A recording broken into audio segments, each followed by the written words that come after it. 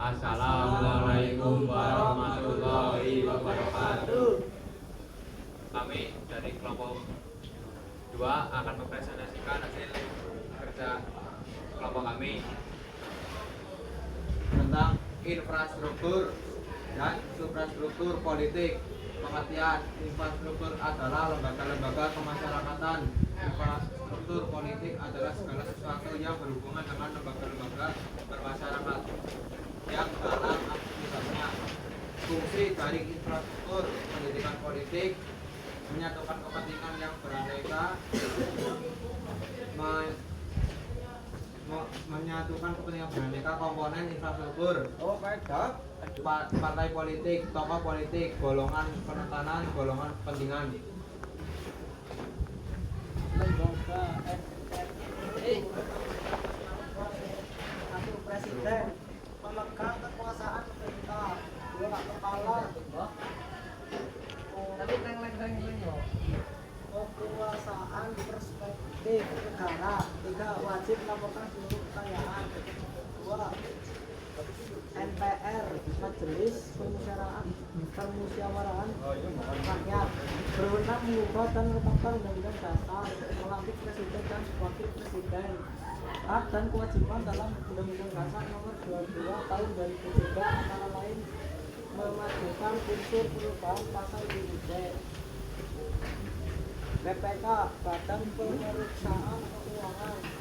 Atas kewajiban dan kewenangan BPK diatur oleh Undang-Undang Nomor 5 Tahun 1973 Pasal 2 kedudukan kepala negara. Tiga Komisi Yudisial bersifat menghubungi berwenang mengusulkan pengangkatan hakim agung diangkat dan diberikan oleh presiden. Pengertian suprastruktur adalah struktur politik pemerintahan berkaitan dengan lembaga-lembaga negara yang ada serta hubungan kekuasaan antara lembaga satu dengan yang lain. Komponen yang ada di suprastruktur: 1. Lembaga struktur yaitu presiden, 2. Lembaga legislatif yaitu DPR, MPR, dan DPD, 3. Lembaga yudikatif yaitu MA, MK, KY. Dewan Perwakilan Daerah terdiri atas wakil daerah provinsi. Setiap provinsi ditetapkan 4 orang anggota. Mahkamah Konstitusi MK terdiri 9 orang anggota. Ketua dan wakil ketua Mahkamah Konstitusi dialih dari hukum konstitusi.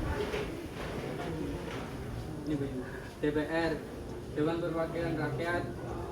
Pemimpin DPR terdiri atas seorang ketua dan 3 orang wakil.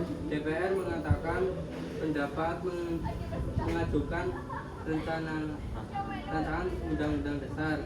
Tugas dan wewenang DPR: membahas dan menindaklanjuti hasil pemeriksaan BPK, membentuk undang-undang dasar yang dibahas presiden, melaksanakan pengawasan, kelola pemerintah yang baik. Menurut World Bank, istilah good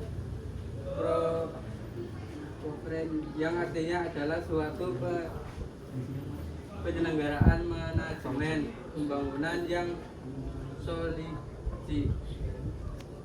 bertanggung jawab dan sejalan dengan prinsip 3 unsur pokok: unsur pemerintahan, unsur swasta, dan unsur masyarakat. Kewajiban anggota MPR: mengamalkan Pancasila, 2. Melaksanakan UUD 1945 dalam persatuan UUD, 3. Melaksanakan UUD 1945 peran sebagai wakil rakyat. Mahkamah Agung MA memberikan pertimbangan hukum pada presiden dalam permohon gerasi dan rehabilitas. Bertugas dalam wewenang memeriksa dan memutus permohonan kasasi sengketa. berpartisipasi warga negara dalam sistem politik RI. Sikap politik terhadap pengembangan demokrasi, sistem politik demokrasi Pancasila, sistem politik terhadap perkembangan demokrasi, pelaksanaan di Indonesia demokrasi dan